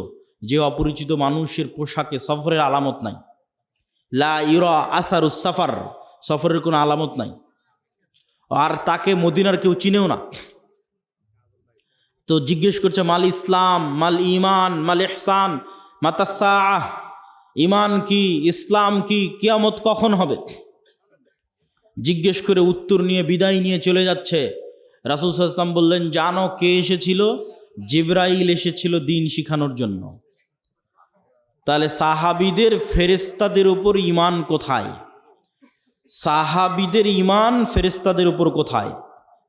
এই মর্মে এবার আরও কয়েকটা হাদিস আপনাদের সামনে তুলে ধরব। জাবের রাদিয়াল্লাহু তাআলা আনহু বলছেন, সাদ বিন মুআজ, আনসারী সাহাবী, আউস খাজরাজ গোত্রের প্রধান, খন্দকের যুদ্ধে আহত অবস্থায় শহীদ হয়েছে। ইয়াং বয়সে, 35, 38, 40 বছর বয়সে। রাসূল সাল্লাল্লাহু আলাইহি ওয়াসাল্লামের আশেপাশে যেগুলো ছিল সব ইয়াং। রাসূলুল্লাহ সাল্লাল্লাহু আলাইহি ওয়াসাল্লাম বললেন, ইহতাজ্জালাহু আরশুর রহমান, আল্লাহর আরশ কেঁপে উঠেছে সাদ বিন মুআজের মৃত্যুতে। ওয়া ফুতিহাত লাহু আবওয়াবুস সামা, আসমানের সব দরজা আজকে সাদ বিন মুআজের মৃত্যুতে খুলে দেওয়া হয়েছে। ওয়া শাহিদাহু সাবউনা আলফাম মিনাল মালাইকা, 70,000 ফেরেশতা আমাদের সাথে আজকের জানাজায় অংশগ্রহণ করেছে সাদ বিন মুআজের জানাজায়। বলেন আল্লাহু আকবার। তো আসমানের দরজা থাকতে পারে, এটা কঠিন তো কিছু নয়। আমরা তো আসমান থেকেই পৃথিবীতে এসেছি, জান্নাত থেকেই পৃথিবীতে এসেছি। আদি পিতা আদম আলাইহিস সালাতু ওয়াস সালাম তো আসমানেই ছিলেন, জান্নাতেই ছিলেন, এটা অস্বাভাবিক কিছু নয়। তো জান্নাত থেকে নামতে হলে তো কোনো না কোনো দরজা দিয়েই নেমেছে। সেই দরজা দিয়ে ঈসা আলাইহিস সালাতু ওয়াস সালাম উপরে উঠে গেছে, সেই দরজা দিয়ে মুহাম্মদ সাল্লাল্লাহু আলাইহি ওয়াসাল্লাম উপরে উঠে গেছে। ছিলামই তো আমরা জান্নাতে আসমানে। সুতরাং এই যোগাযোগ কঠিন, অস্বাভাবিক কিছু নয়। আর ফেরেশতা নেমে 70,000 ফেরেশতা নেমে অংশগ্রহণ করলে ওটা অস্বাভাবিক। আল্লাহ কোরআনে আয়াতই শুরু করেছে সূরা বাকারাতে যে মানুষ সৃষ্টি শুরুই হচ্ছে ফেরেশতাদের সাথে কথোপকথন দিয়ে। আদম আলাইহিস সালাতু ওয়াস সালাম চোখ খুলেই দেখতেছে ফেরেশতাদের, তাহলে এটা অস্বাভাবিক নয়। ঈমান বিল গায়ব না থাকার কারণে মনে হচ্ছে অস্বাভাবিক, ঈমান বিল গায়বে ইয়াকিন না থাকার কারণে মনে হচ্ছে অস্বাভাবিক। জাবের রাদিয়াল্লাহু তাআলা আনহু বলছেন, লাম্মা কুতিলা আবি, আমার পিতা যখন মারা গেল, অনেক মেয়ে রেখে, ঋণ রেখে,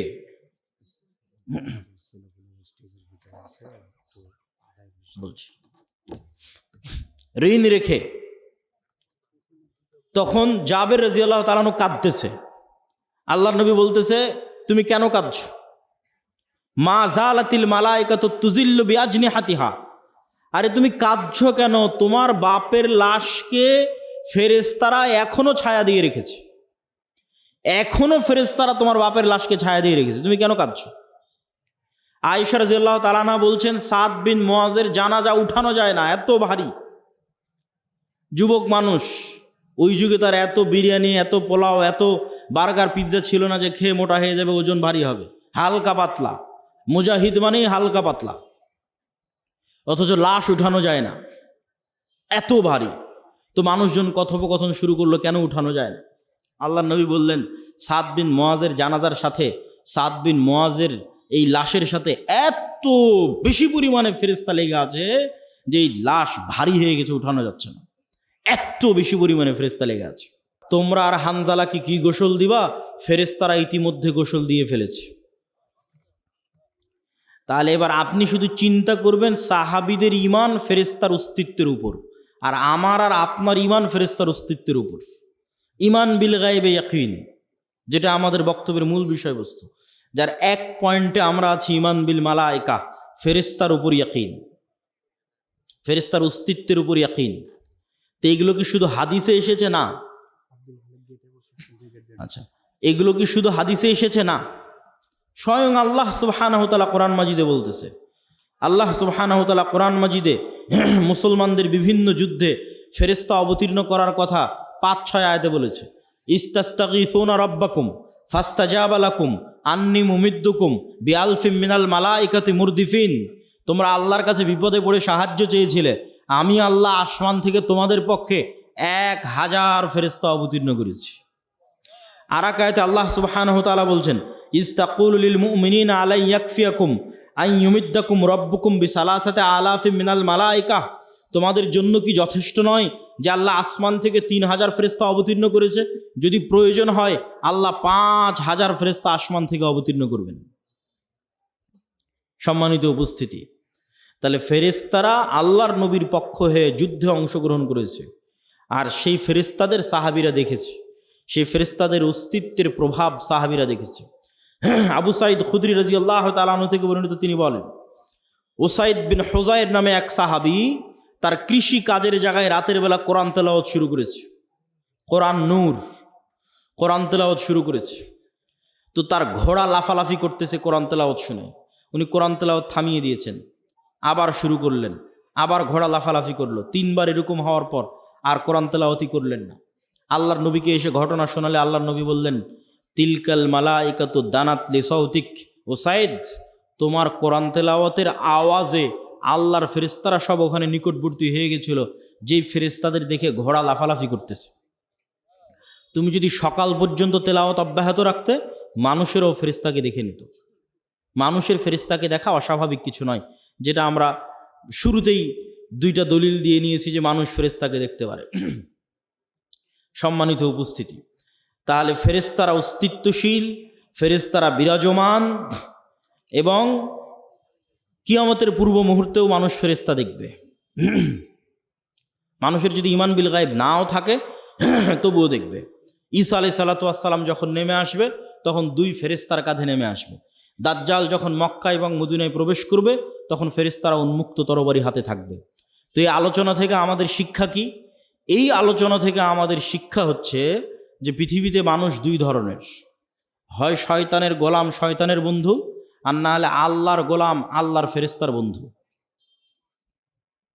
এখন আপনি নিজেকে খুঁজে নিতে পারেন যে আপনি কোন কাতারে, আপনি শয়তানের গোলাম শয়তানের বন্ধু, না আল্লাহর গোলাম ফেরেশতার বন্ধু। দেখেন রাসূল সাল্লাল্লাহু আলাইহি পরীক্ষা যে আপনি শয়তানের সাথে না ফেরেশতার সাথে। রাসূল সাল্লাল্লাহু আলাইহি ওয়াসাল্লাম বলছেন যে জিবরাইল আমাকে মেসওয়াক করতে বলছে, তো মেসওয়াক করতে করতে আমার দাঁতের মাড়ির গোস্ত পর্যন্ত ছিলে গেছে। কেন মেসওয়াক করতে বলছে? আমার মুখের গন্ধে জিবরাইলের কষ্ট হয়। তো আল্লাহর নবীর পবিত্র মুখের গন্ধে জিবরাইলের কষ্ট হয়, তাই বারবার মেসওয়াক করতে বলছে।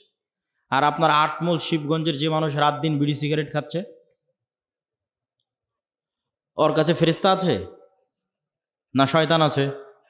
একটু জোরে বলেন, কে আছে? শয়তান আছে। সে শয়তানের বন্ধু, সে শয়তানের গোলাম। মনে করেন আটমূলের একটা বাড়ি, যে বাড়িতে ঢুকতে সালাম দেওয়া হয়, খাওয়ার শুরুতে বিসমিল্লাহ বলা হয়, টয়লেট বাথরুমে গেলে সেই টয়লেট বাথরুমের দোয়া পড়া হয়, 5 ওয়াক্ত সালাতে উজু করা হয়, সালাত আদায় করা হয়, বাড়িতে কোরআন তেলাওয়াত করা হয়, তাহলে ওই বাড়িতে কারা আছে? ফেরেশতারা আছে। নূরে পরিপূর্ণ বাড়ি। ঠিক যেমন আজ থেকে 100 বছর আগের মানুষ জানতো না যে আমার কথা এইভাবে আমেরিকায় গিয়ে বাজতে পারে, ওই রকম নূর আপনি জানেন না, কিন্তু আপনার বাড়ি নূরে পরিপূর্ণ। ঠিক এই আলো যেমন দেখা যাচ্ছে, এরকম অদৃশ্য একটা আলো, যে আলোতে ওই বাড়ি পরিপূর্ণ হয়ে আছে, সেটা হচ্ছে নূর। আর একটা বাড়ি যেখানে কেউ সালাম দিয়ে ঢোকে না, যেখানে কেউ আল্লাহর নাম নিয়ে খায় না, যেখানে কেউ পেশাব থেকে সচেতন সতর্ক থাকে না, পবিত্র হয় না, ফেরেশতারা প্রচণ্ড পবিত্র, মুতাহহারুন, এদের অপবিত্র হওয়ার কোনো সুযোগ নাই। এই জন্য এরা পবিত্র মানুষকে ভালোবাসে। আর শয়তান নিকৃষ্ট, এই জন্য অপবিত্র মানুষকে ভালোবাসে। তো পেশাব থেকে যত্ন নেয় না, ফরজ গোসল করে না, নামাজ পড়ে না, বাড়িতে মাসকে মাস বছরকে বছর কোনোদিন কোরআন তেলাওয়াত হয়নি, ওই বাড়িতে নূর আছে? ওই বাড়িতে নূর নাই, ওই বাড়িতে ফেরেশতা নাই। বাড়িতে ছবি টাঙ্গানো আছে, বাড়িতে কুকুর থাকে, লা তাদখুলুল মালায়েকাতু ফি বাইতিন ফিহি সূরুন আও কালবুন, ওই বাড়িতে রহমতের ফেরেশতা প্রবেশ করে না যে বাড়িতে ছবি আছে, যেই বাড়িতে মূর্তি আছে। তাহলে একটা বাড়ি যে বাড়িতে লাইট জ্বলছে না, কারেন্ট জ্বলতেছে না, অন্ধকার, ওই বাড়িটা কবরের মতো অন্ধকার। কেন? ওই বাড়িতে নূর নাই। একটা অদৃশ্য আলো যেটা জ্বলতো, সে অদৃশ্য আলো ওই বাড়িতে নাই। ওই বাড়ি কবরের মতো অন্ধকার, নূরবিহীন বাড়ি, ফেরেশতার অস্তিত্ববিহীন বাড়ি, শয়তানে পরিপূর্ণ বাড়ি, কালোয় অন্ধকারে অন্ধকারাচ্ছন্ন বাড়ি। আমি আপনাকে কোনো ফাজাইলে আমলও শোনাচ্ছি না, আমি আপনাকে কোনো হুকুম আহকাম ফতোয়াও শোনাচ্ছি না। আমি আপনাকে এই পৃথিবীর রিয়ালিটি বলতেছি যে পৃথিবীতে আসলে চলতেছে কি। আপনি যে পৃথিবীর খেলার মাঠে নেমেছেন, এই খেলার মাঠের বাস্তবতাটা কি, এটা আপনাকে ধরিয়ে দিচ্ছি। যেমন ক্রিকেট খেলতে নামলে, ফুটবল খেলতে নামলে, গ্রামের আর কোনো খেলা খেলতে নামলে ওর নিয়ম থাকে যে এই দাগ পার হলে আউট, আর এই দাগ পার হলে নট, আর এই হলে ছক্কা, এই হলে উমুক তুমুক। তো এই পৃথিবীতে খেলার নিয়মটা কি? সেটাই হচ্ছে গায়েবের কার্যকরণের সূত্র। দুনিয়ার কার্যকরণের সূত্রই সব কিছু নয়, গায়েবের কার্যকরণের সূত্র আসল। দুনিয়ার কার্যকরণের সূত্রে ইমিডিয়েট ফল হতে পারে, স্থায়ী নয়। গায়েবের কার্যকরণের সূত্রের সাথে যার সূত্র মিলে যাবে, ওর ফল স্থায়ী, ওর ফল দীর্ঘমেয়াদী। তো ওই গায়েবের কার্যকরণের সূত্র আপনাকে জানা থাকতে হবে। কি করলে কি হয়, গায়েবে কি করলে কি হয়, গায়েবের কার্যকরণের সূত্র অনুযায়ী কি করলে কি হয়, এটা হলো খেলার নিয়ম। আপনি দুনিয়ার কার্যকরণের সূত্র অনুযায়ী কিছু করে ইমিডিয়েট রেজাল্ট পেয়ে যেতে পারে, যেটা যদি গায়েবের কার্যকরণের সূত্রের সাথে না মিলে, ওইটা দীর্ঘমেয়াদী দীর্ঘস্থায়ী হবে না। যেমন দুর্নীতি করে ধোঁকা দিয়ে আপনি ইমিডিয়েট কিছু রেজাল্ট পেয়ে যেতে পারেন, কিন্তু এটা গায়েবের কার্যকরণের সূত্র যেটা নির্ধারণ করা আছে রিজিক বাড়ার, ওইটার সাথে মিলে না। তো গায়েবের কার্যকরণের সূত্রের সাথে যদি না মিলে রিজিক বাড়ার, তাহলে তাৎক্ষণিক দুর্নীতি করে ধোঁকা দিয়ে আপনি কোটি টাকার মালিক হয়ে যেতে পারেন, কিন্তু এই টাকা স্থায়ী হবে না, দীর্ঘমেয়াদী হবে না। কেন? এটা গায়েবের সাথেই মিলেনি। গায়েবের কার্যকরণের সূত্র আসল, ওইটা জানতে হবে। ওইটা ওহির মাধ্যমে জানা যায়, ওইটা কোরআনে জানা যায়। কোরআনে বলা আছে কি করলে কি হয়, কি করলে কি পাওয়া যাবে। সম্মানিত উপস্থিতি, ঈমান বিল গায়েবের এই বক্তব্য দেওয়ার কারণ কি? ঈমান বিল গায়েবের এই বক্তব্য দেওয়ার 1 নম্বর কারণ হচ্ছে, আজকের মুসলমানদের অধপতনের মূল কারণই হচ্ছে ঈমান বিল গায়েব নাই। আল্লাহর অস্তিত্ব, ফেরেশতার অস্তিত্বের উপর ঈমান নাই, পরকালের উপর ঈমান নাই। এই জন্যই তো মন্দির পাহারা দিয়ে শিরক করে ভোট নিয়ে ক্ষমতায় যেতে হবে। কেননা আল্লাহর অস্তিত্ব, আল্লাহর ক্ষমতা, গায়েবের মদদ, গায়েবী মদদের উপর ঈমান নাই। আর গায়েবী মদদ ছাড়া মুসলমানদের বিজয় অতীতে কোনো দিন হয়নি, ভবিষ্যতে কোনো দিন হবে না। অতীতে যদি একবারও হতো তাও না হয় বলতাম যে হ্যাঁ একবার হয়েছে। অতীতে প্রত্যেক বিজয় গায়েবী মদদে, প্রত্যেক বিজয়, প্রত্যেক নবী রাসূল, প্রত্যেক বিজয়ী নেতা যখন বিজয় অর্জন করেছে তখন সে দুর্বল, দুনিয়ার দৃষ্টিতে দুর্বল, কিন্তু বিজয় অর্জন হয়েছে। সুলতান সালাহুদ্দিন আইয়ুবী যখন হিত্তিনে বিজয় অর্জন করে তখন সালাহুদ্দিন আইয়ুবী ইউরোপীয় ক্রুসেডারদের তুলনায় দুর্বল। সুলতান মোহাম্মদ আল ফাতেহ যখন ইস্তাম্বুল বিজয় করে তখন সুলতান মোহাম্মদ আল ফাতেহ বাইজেন্টাইন সাম্রাজ্যদের তুলনায় দুর্বল। যখন সুলতান জহিরুদ্দিন আল বেরবাস হালাকুখা চেঙ্গিস খাঁকে পরাজিত করে তখন পুরো দুনিয়াতে হালাকুখা চেঙ্গিস খাঁকে পরাজিত করতে পারবে এরকম কোনো শক্তি, এরকম কোনো সাহস পৃথিবীতে ছিল না। তাহলে কত দুর্বল জহিরুদ্দিন আল বেরবাস। মোহাম্মদ সাল্লাল্লাহু আলাইহি ওয়াসাল্লাম যখন বদর, ওহুদ, খন্দকে যুদ্ধ করে তখন মোহাম্মদ সাল্লাল্লাহু আলাইহি ওয়াসাল্লাম মক্কার কাফের মুশরিকদের তুলনায় অনেক অনেক দুর্বল। আমর ইবনুল আস, খালিদ ইবনুল ওয়ালিদ এরা যখন জেরুজালেম বিজয় করে, ওমর ইবনুল খাত্তাব এবং সাহাবীরা যখন মিশর, শাম, রোমান, পারস্য বিজয় করে তখন রোমান পারস্যদের তুলনায় তারা দুর্বল। ইউশা বিন নুন যখন জেরুজালেম বিজয় করে তখন ইউশা বিন নুন, জেরুজালেমের আমালেকা গোত্র কি ভয়ঙ্কর, কোরআনে আল্লাহ সুবহানাহু ওয়া তাআলা সেই ঘটনা তুলে ধরেছে। আল্লাহ যখন মুসা আলাইহিস সালামকে বললেন যে যাও তোমার কওম নিয়ে যুদ্ধ করো, তখন মুসা আলাইহিস সালামের কওম কি বলল? ইজহাব আনতা ওয়া রাব্বুকা ফাকাতিলা। কেন আমালেকা গোত্র বিশাল দেহি, ভয়ঙ্কর শক্তিশালী, কেউ সাহস করেনি এদের সাথে যুদ্ধ করে বিজয় অর্জন সম্ভব। মুসা তুমি আর তোমার আল্লাহ গিয়ে যুদ্ধ করো। কিন্তু দুইজন ব্যক্তি যাদের ঈমান বিল গায়বে ইয়াকিন ছিল তারা বলল যে আমরা যুদ্ধ করব, তাতে জয় হোক আর পরাজয় হোক। এদের ঈমান বিল গায়বে ইয়াকিন ছিল। এই দুইজনের একজন ইউশা বিন নুন। আল্লাহ 40 বছর শাস্তি দেওয়ার পর, উদ্ভ্রান্ত পাগলের মতো সিনাই মরুভূমিতে ঘুরে বেড়ানোর পর মুসা আলাইহিস সালাম যখন মারা গেলেন, ইউশা বিন নুন নবী হলেন। তখন ইউশা বিন নুন এবার বানু ইসরাইলকে নিয়ে তওবা করে জেরুজালেম বিজয় করতে যাচ্ছে ওই আমালেকা গোত্রের বিরুদ্ধেই, যাদের কাছে এরা একদম দুর্বল। তো শুক্রবারের দিন বিকেলবেলা ইউশা বিন নুন আল্লাহর কাছে দোয়া করতেছে, আল্লাহ সন্ধ্যা হয়ে গেলে যুদ্ধ বন্ধ করতে হবে, কেন শনিবার ইহুদি ধর্ম অনুযায়ী পবিত্র দিন, আপনি সূর্যকে থামিয়ে দিন, আমরা যুদ্ধে বিজয় অর্জন করি। আল্লাহ পৃথিবীর ইতিহাসে একবারের জন্য, শুধু একবারের জন্য সূর্যকে থামিয়ে দিলেন। কিছু মুফাসসির বলেছেন কয়েক দিনের জন্য থামানো ছিল, কিছু মুফাসসির বলেছেন কয়েক ঘন্টার জন্য থামানো ছিল। সূর্য আটকে থেমে থেকে গেল। গায়েবী মদদে ইউশা বিন নুন বিজয় দিল, বিজয় অর্জন করল। মুসলমানদের বিজয় অতীতে কোনোদিন গায়েবী মদদ ছাড়া হয়নি, আগামী কিয়ামত পর্যন্ত কোনোদিন গায়েবী মদদ ছাড়া হবে না। এই জন্য গায়েবী মদদে বিশ্বাস লাগবে, ঈমান বিল গায়েবে ইয়াকিন লাগবে। আর ঈমান বিল গায়েবে ইয়াকিন না থাকার জন্য মুসলমান মুনাফিকে পরিণত হয়ে গেছে। আজকের মুসলমানেরা মুনাফিক অধিকাংশ। লাম্মা ইয়াদখুলুল ঈমানু ফি কুলুবিহিম, তাদের কালবে ঈমান প্রবেশ করেনি। কেন লা ঈমান আল ঈমান লা আমানাতা লাহু, এক কালবে ঈমানের নূর আর মিথ্যার অন্ধকার একসাথে থাকতে পারে না। অথচ গত 16 বছর কত ওসি, ডিসি, এসপি, মন্ত্রী, মিনিস্টার, আজকে এখনও কত সাব রেজিস্ট্রার ইসিল্যান্ড লক্ষ লক্ষ টাকা দিয়ে ওমরা করে আসতেছে, কত জালসা মসজিদ মাদ্রাসার কমিটির মেম্বার, অথচ ওর পদে যখন বসে তখন ঘুষখোর। তাহলে লাম্মা ইয়াদখুলুল ঈমানু ফি কুলুবিহিম, অন্তরে ঈমান প্রবেশ করেন, ঈমান বিল গায়েব নাই, বাহ্যিক ইসলাম নিয়ে মানুষকে ধোঁকা দিচ্ছে। অথচ আবু সুফিয়ান কোনোদিন মিথ্যা বলেনি, মুহাম্মদ সাল্লাল্লাহু আলাইহি ওয়াসাল্লামের বিরুদ্ধে মিথ্যা বলেনি। আবু তালেব কাফের হতে পারে, আবু লাহাব কাফের হতে পারে, মিথ্যুক, দুর্নীতিবাজ, ধোঁকাবাজ নয়। এই জন্য আবু তালেব নিজে ইসলাম গ্রহণ না করলেও আবু তালেবের ছেলে আলী যখন ইসলাম গ্রহণ করেছে তখন মহানেতা। কেন নেতাই তৈরি হয় সত্যবাদিতা, আমানতদারিতা, ন্যায়পরায়ণতার উপর। আর মুসলমানদের মধ্যে নেতা তৈরি হওয়া বন্ধ হয়ে গেছে। কেন মুসলমানেরা সত্যবাদী, আমানতদার থাকতেই পারছে না, নেতা কিভাবে তৈরি হবে? আর এই নেতা যেন আর কোনোদিন তৈরি না হতে পারে, এই জন্য দুটো পদ্ধতি মুসলমানদের উপর চাপিয়ে দেওয়া আছে। একটা হচ্ছে গণতন্ত্রের কালচার, আর একটা হচ্ছে সুদী অর্থনীতি। গণতন্ত্র এমন এক কালচার যেখানে এক দল আর এক দলের বিরুদ্ধে মিথ্যা তো বলবেই। এই শিবগঞ্জ আসনে এরকম যত আসন আছে, একই আসনের 6-7 জন 10 জন মনোনয়ন প্রার্থী একজন আরেকজনের বিরুদ্ধে মিথ্যা বলতেছে। তাহলে নেতৃত্বই তৈরি হবে না সত্যবাদিতা আমানতদারিতা ছাড়া। আর এখানে গণতন্ত্রের নেতৃত্ব শুরুই হচ্ছে কি দিয়ে বলেন তো? মিথ্যা এবং দুর্নীতি দিয়ে। তাহলে যেই নেতার নেতৃত্বই শুরু হচ্ছে মিথ্যা এবং দুর্নীতি দিয়ে, ওই নেতা যখন ক্ষমতায় যাবে ওকে টাকা ছিটালে আমেরিকার, ইউরোপের আর ভারতের কিনে নেওয়া 1 সেকেন্ডের ব্যাপার। কেননা ও জন্মগত মিথ্যুক, জন্মগত দুর্নীতিবাজ।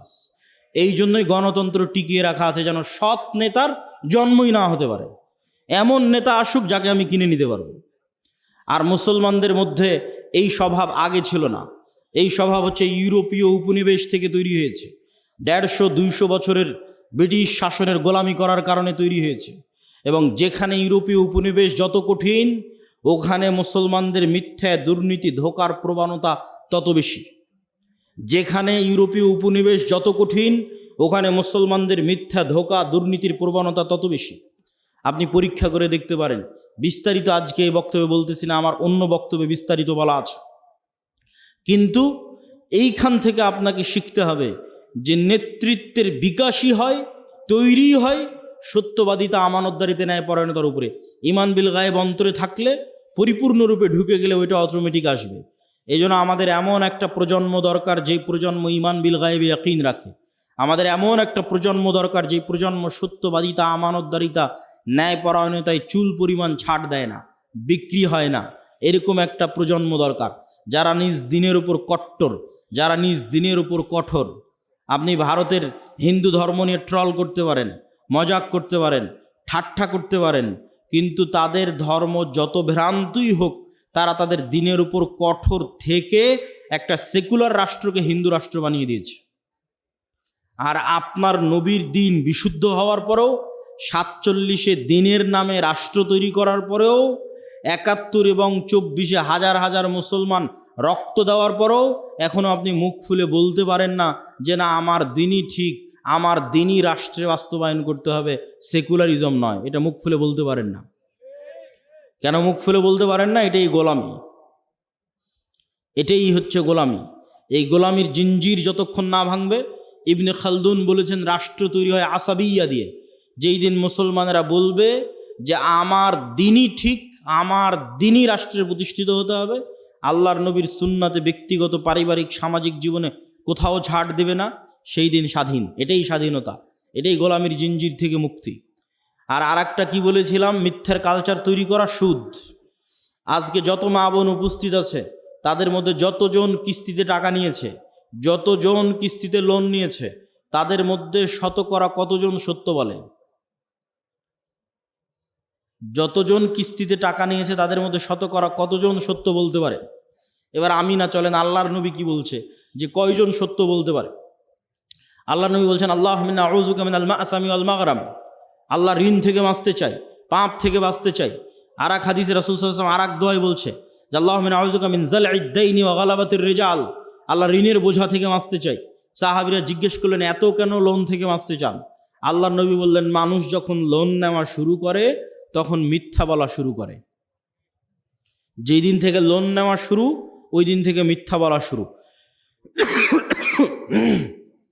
আর মিথ্যা বললে নেতা তৈরি হবে না, গোলাম তৈরি হবে। তাহলে যে মা বোন কিস্তিতে লোন নিয়েছে এবং মিথ্যা বলতেছে প্রতিনিয়ত, ছেলেকে দিয়ে মিথ্যা বলাচ্ছে, এই সমস্ত পরিবার থেকে নেতা তৈরি হবে না, গোলাম তৈরি হবে। এই জন্য আমাদের কোথাও প্রকৃত নেতা নাই, সব জায়গায় গোলাম বসে আছে। কেননা মিথ্যুক মানেই গোলাম, দুর্নীতিবাজ মানেই গোলাম। এ আর একজনের কাছে, টাকার কাছে বিক্রি হয়ে যাবে, গোলাম। সম্মানিত উপস্থিতি, বক্তব্যের শেষে গুরুত্বপূর্ণ কয়েকটা কথা। এই আটমূল সালাফিয়া মাদ্রাসা আল জামিয়া সালাফিয়ার সাথে অধিভুক্ত একটি শিক্ষা প্রতিষ্ঠান। এই প্রতিষ্ঠানকে সহযোগিতা করা, এই প্রতিষ্ঠানের পাশে দাঁড়ানো আপনাদের ইমানি নৈতিক গুরুত্বপূর্ণ দায়িত্ব। আমি জানি না যে এখন কেউ ভিতরে যাবে কিনা, যদি গিয়ে থাকে তাহলে আপনারা তাদেরকে সহযোগিতার হাত বাড়িয়ে দিবেন, অথবা না গিয়ে থাকলে আমি যাওয়ার জন্য উদাত্ত আহ্বান জানাচ্ছি। তবে জামিয়া সালাফিয়ার সাথে আর দাওয়া ইলাল্লাহর সাথে আপনাদের স্থায়ী সম্পর্কের খুব প্রয়োজন। এই একদিনের সম্পর্ক, যে বছরে একদিন আসলাম, বক্তব্য দিলাম, চলে গেলাম, এই সম্পর্কের কোনো দাম নাই। কেননা এই 1 ঘন্টা বক্তব্য দিয়ে, 1.5 ঘন্টা বক্তব্য দিয়ে আমি আপনাকে না 2টা কোরআনের আয়াত শিখাতে পারলাম, না 2টা সূরা শিখাতে পারলাম। কিন্তু যদি দাওয়া ইলাল্লাহর মাধ্যমে আপনার অঞ্চলে 10টা মক্তব চলে, তো ওই মক্তবে আপনার গ্রামের বাচ্চারা 2টা দোয়া শিখবে, 2টা কোরআনের আয়াত শিখবে, সেটাই আমরা সাদাকায়ে জারিয়া হিসেবে পাবো। এটাই সম্পদ। এখন পর্যন্ত প্রায় 7 শতাধিক মক্তব আর দাওয়া ইলাল্লাহর মাধ্যমে ট্রেনিং প্রাপ্ত শিক্ষক দিয়ে চলতেছে, যাদের ট্রেনিংয়ে কোনো টাকা পয়সা, যাতায়াত খরচ, থাকা খাওয়া সব দাওয়া ইলাল্লাহ জামিয়া সালাফিয়া। তাহলে এই স্থায়ী সম্পর্ক আপনাদের দরকার। আর একটা স্থায়ী সম্পর্ক হচ্ছে মাসিক আল ইতিসাম। প্রতি মাসে আমি নিজে মাসিক আল ইতিসামে 3টা লেখা লিখি, সম্পাদকীয় লিখি, একটা মিন্নাতুল বাড়ি লিখি, একটা স্বাভাবিক প্রবন্ধ লিখি। তো প্রতি মাসে আপনার কাছে মাসিক আল ইতিসাম যাওয়া মানে প্রতি মাসে আমার কথা আপনার কাছে যাচ্ছে। এই জন্য আজকে যত মানুষ উপস্থিত হয়েছেন সবার প্রতি আহ্বান থাকবে যে কিছুই যদি না নিতে পারেন, আপনার 1 বেলার সকালের চায়ের নাস্তার চেয়েও দাম কম মাসিক আল ইতিসামের। তো মাসিক আল ইতিসাম নেওয়ার আপনাদের প্রতি উদাত্ত আহ্বান থাকছে। আর সর্বশেষে যে বই পুস্তকগুলো আমরা প্রকাশ করি, যেমন আজকে যে বই থেকে দার্স দিচ্ছিলাম, এটা আমারই লেখা বই, আল্লাহর পথে যাত্রা।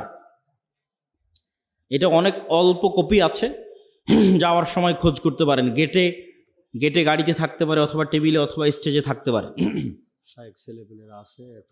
হ্যাঁ, কই আপনার ছেলেপেলেদের পাঠান। জি জি জি, ছাত্ররা যারা তোমরা ঢুকবা তারা ঢুকে যাও, এবং আপনারা তাদের প্রতি সহযোগিতার হাত বাড়িয়ে দেবেন। তো জামিয়া সালাফে এবং দাওয়া ইলাল্লাহর সাথে আপনাদের স্থায়ী সম্পর্কের জন্য মাসিক আল ইতিসাম আমাদের প্রকাশিত বই। যেমন আজকে আরেকটা নতুন বই থাকতে পারে ফতোয়ার উপর, প্রায় 1000 ফতোয়া, অজু, হায়েজ, নেফাস, তায়াম্মুম, সালাত, এগুলোর উপর প্রায় 1000 প্রশ্ন, যেগুলো শাইখ আব্দুর রাজ্জাক বিন ইউসুফের তত্ত্বাবধানে এবং সম্পাদনায় একত্রিত করা হয়েছে। এই ফতোয়ার বইটাও থাকতে পারে। আব্দুর রহিমেরও একটা নতুন বই আছে, রাসূল সাল্লাল্লাহু আলাইহি ওয়াসাল্লাম দেখতে কেমন ছিলেন, শাইখ আব্দুর রাজ্জাক বিন ইউসুফের উপদেশ, যেটাতে তার সব বক্তব্য আছে। এই দিন পড়ার দিন, জ্ঞানের দিন। যত পড়বেন তত নূর তৈরি হবে, তত জ্ঞান অর্জন হবে, তত আপনার সত্যের পথে চলা সহজ হবে। সম্মানিত উপস্থিতি, এবং সর্বশেষ সুদের বিরুদ্ধে যুদ্ধ, কর্জে হাসানা। আমরা মুসলিম বাইতুল মাল নামে কর্জে হাসানা চালু করেছি, যেখানে ইতিমধ্যে প্রায় 30 জনের কাছাকাছি আমরা কর্জে হাসানা দিয়েছি পরীক্ষামূলক। আর কর্জে হাসানা প্রজেক্টে আমরা কোনো দান সংগ্রহ করি না। মানুষ তাদের বিভিন্ন ব্যাংক ব্যালেন্সে, বিকাশে, নগদে যে টাকা ফেলে রেখেছে, আমরা চাই যে সেটাই তারা মুসলিম বাইতুল মালে জমা রাখুক, যখন দরকার ফেরত নিয়ে নেবে। ওইটারই অল্প অংশ আমরা ধীরে ধীরে ধীরে ধীরে মানুষদের মধ্যে কর্জে হাসানা হিসেবে দিতে থাকবো, আবার মানুষদের কাছ থেকে আদায় করতে থাকবো। এই প্রজেক্ট যদি একবার সাকসেসফুল হয়ে যায়, 90-95%-এরও যদি বেশি রিটার্ন থাকে, তাহলে এটা বাংলাদেশের ইতিহাসে এক যুগান্তকারী, এক ব্যতিক্রম পদক্ষেপ হতে পারে। সুদের বিরুদ্ধে যুদ্ধ করতেই হবে।